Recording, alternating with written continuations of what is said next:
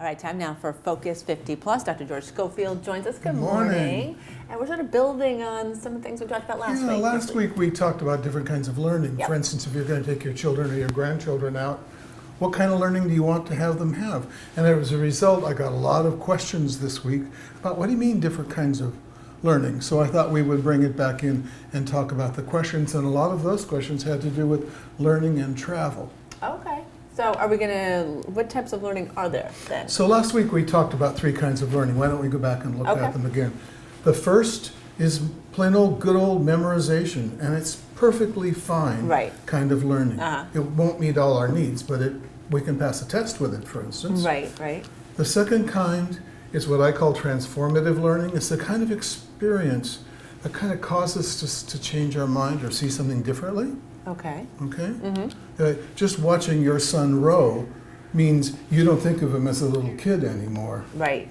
So that would be transformative. Yep. The third one is social learning, and that is exposure to people with different ideas who live in a different place, and all of a sudden you know how to get along with them, or you know how to experience them in a way that you wouldn't have if you hadn't met them.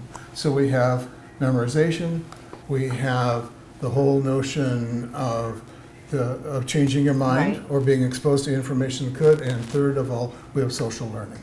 And so you said this learning topic, a lot of folks had questions about travel, and you recently went to Cuba. I did. So how do we put that all together?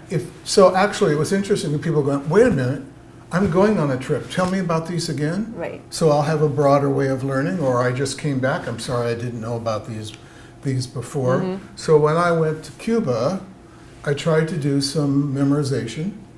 11.4 million people living on an island. I tried to do some transformative learning, meaning what were my ideas about Cuba to begin with, and what did I come back with?